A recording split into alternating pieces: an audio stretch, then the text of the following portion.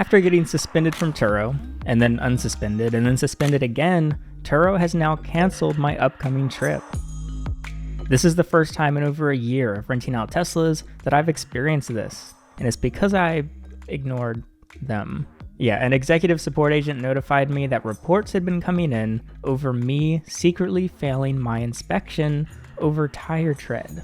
Basically, my car was removed from Turo over a trunk issue. Turo required that either a full vehicle inspection was done, or I send them an invoice proving that I had fixed the trunk. I opted to do the inspection because the trunk was working again, but it failed inspection over a different issue. So instead, I took it in for service anyway, where they did not repair anything, but they did give me an invoice, which meant my car was unsuspended.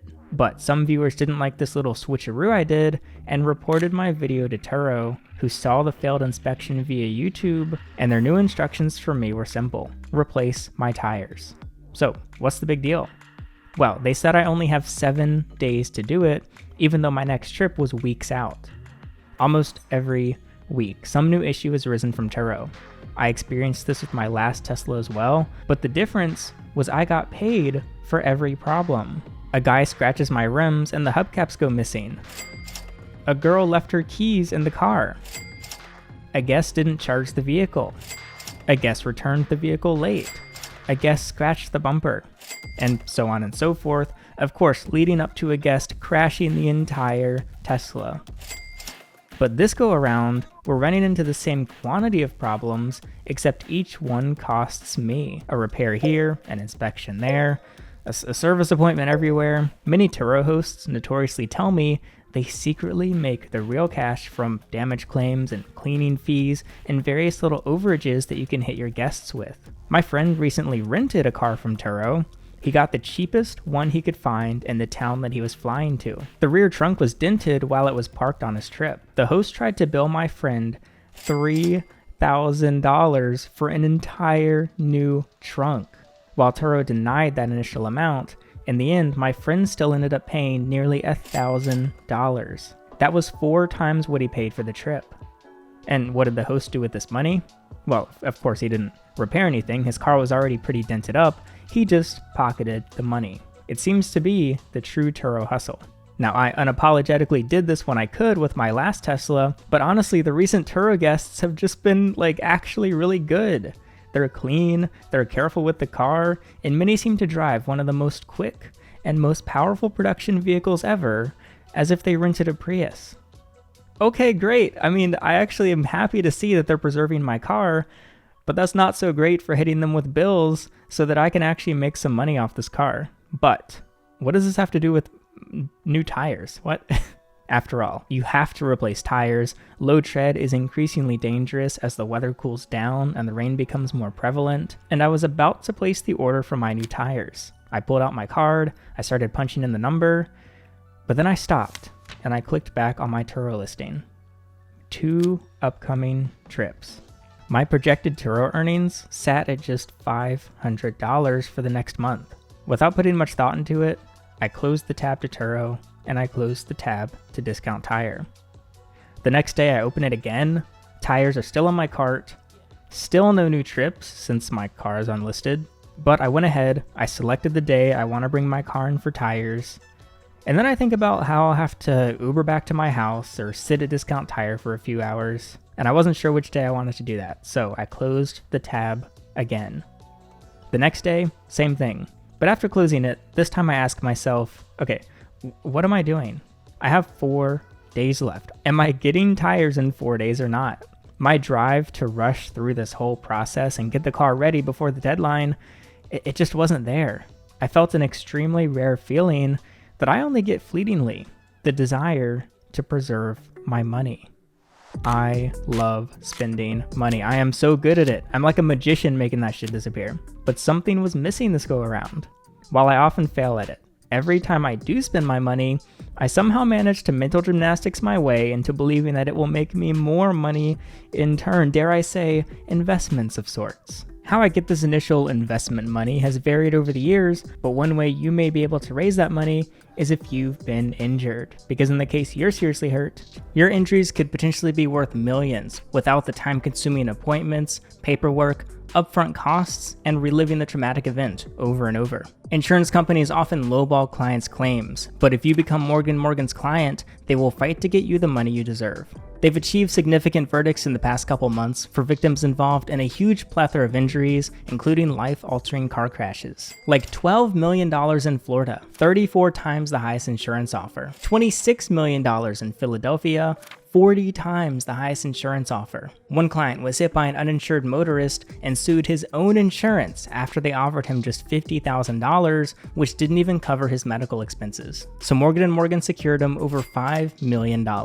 Morgan's fee is absolutely free unless you win your case. So if you've been seriously injured, your case could potentially be worth millions. You're just a few clicks away from potentially changing your life. You can start your claim now with Morgan at forthepeople.com/goherping, linked in the description, or by using your phone to scan the QR code on screen. Thank you to Morgan for sponsoring. Back to the video. And it's not always about using money to make money. I like to buy happiness, like a fun experience, and I like to buy solutions, like things that make my life easier. I spent a few $1,000s on tech this year, and while I had some hesitation, I saw the potential payoff, which was editing videos more efficiently, and it turned out to be true. I quickly made back what I spent on my upgraded PC by editing something like 30% more quickly. The most excited I ever was to spend $3,000 was to get my tenant out of my house. I purchased peace and quiet. And dropping $20K on my last Turo Tesla bought all three of these things. Money from what I earned on it, happiness from the experiences, and solutions to my original roommate problem, and to inject new viewership into my channel. $1,700 for tires is actually less than I spent on any of these things. And it only took a couple minutes to realize the lack of positive potential outcomes. I don't foresee any future in which this car makes money on Turo. It rents out for nearly the same amount as Teslas that cost half as much to purchase and insure and maintain. And if you saw my last couple Turo videos, you know that we've now broken the fourth wall, and I've admitted that the video series itself has been as important, if not more so, than Turo itself in this whole experience. But the likelihood of even this video series making it worth it, it's looking pretty low. And I'm all for high risk, low reward because I am a boss man jack at heart. I just lost it all. And I have no problem sticking with something every day with minimal results, simply being fueled by the fleeting possibility that it'll take off someday. Like trying to sell exotic animals for years, like 5 years, and of course, uploading to YouTube for 5 years before earning even $1 in a single day. Exponential growth motivates me more than almost anything else, but for this Turo experience, the ceiling has kind of been hit. I can't get anyone to book this car for more than $80 a day before fees. I could maybe make Turo work in another fashion. Like one idea that was pitched to me is I sell the Plaid and I buy 3 Model 3s, basically renting cheaper cars and scaling just the quantity of them. But other ideas aside, it's officially been mutually agreed upon between myself and other hosts and viewers. Everyone agrees this specific car will never make a profit in this specific market on Turo. The only chance is if it gets crashed, and that still obviously has some extreme risks. I mean, for my last Tesla, every day the car was not rented, I lost money. It was in my best interest to get it on the road as often as I possibly could. But for the Model S Plaid, every time this car is on the road, it loses money. That means that I end the day with more money in my pocket when it's just sitting in my garage versus being rented out to strangers. And so I'm sitting in my attic, I'm staring at my checkout screen, I have less than 72 hours to pay up, get my tires installed, and beg Turo to unban me. But I decided Turo is right. I shouldn't do my upcoming trip. This trip was booked over a month ago, and the $200 I was expected to make for 4 days and 600 miles is just in no way a good trade. However, as you may know, a cancellation on your account is an extreme penalty. You get a temporary suspension. Okay, well, That's not really relevant in my situation, but you also may get hit with a cancellation fee, a permanent warning to future renters on your account that you're a stinky trip canceller, and you increase the likelihood of a permanent ban, basically heavily incentivizing you to fulfill every Turo trip. Canceling trips really isn't an option unless it's a safety issue. But what happens if I don't cancel it? What if Turo is the one to cancel my trip? 7 days passed. I wake up, I check Turo, the trip is still on my calendar. That's weird, it was supposed to be canceled after 7 days. Another day passes. I check Turo, the trip is still there. What? They said I have a 1-week deadline. But we kind of saw this before. Is Turo bluffing again? I mean, last time they said they would cancel the trip, I ended up having to do it anyways. At this point, I started getting kind of frustrated because I had essentially made up my mind that I don't want to do this trip. But now I'm like, am I going to have to do this thing anyway? 9 days pass. I check my phone. I have a missed call from Turo. I don't call back. A few hours after the call, it happened. And my suspicion was correct. Turo canceling the trip on my behalf does not impact my account. Ignoring the problem once again got me what I wanted. No trip and no penalty. Man, I'm such a good businessman. Now, I didn't know how I'd feel after I actually see this cancellation come through. Like, would I regret this? But no, I ended up feeling no regret.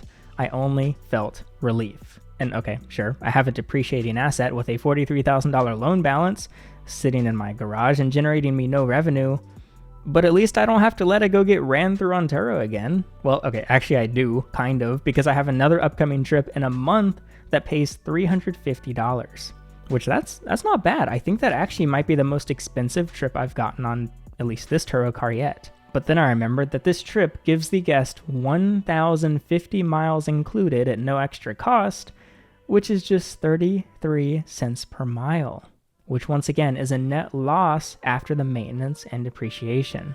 But the most dangerous Turo host is one with nothing to lose. So whatever happens to that trip happens. After just 4 months and 13 trips, I'm pulling my Model S Plaid off of Turo.